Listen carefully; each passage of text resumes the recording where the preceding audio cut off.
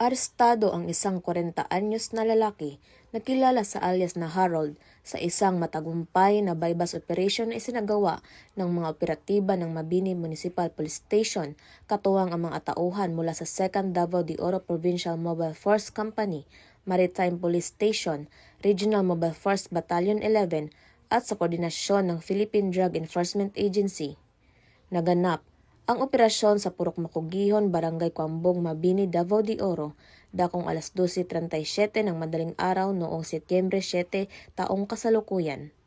Nasamsam mula sa suspect ang 3 sachet ng hininalang shabu, isang 1,000 pesos marked money, isang lighter, isang piraso ng cut paper at isang cellphone. Ang suspect ay nahaharap ngayon sa kasong paglabag sa Section 5 at 11 ng Republic Act No. 9165 o ang Comprehensive Dangerous Drugs Act of 2002. Patuloy ang panawagan ng kapulisan sa publiko na makipagtulungan sa kampanya kontra ilegal na droga upang mapanatili ang kaayusan at kapayapaan sa mga komunidad.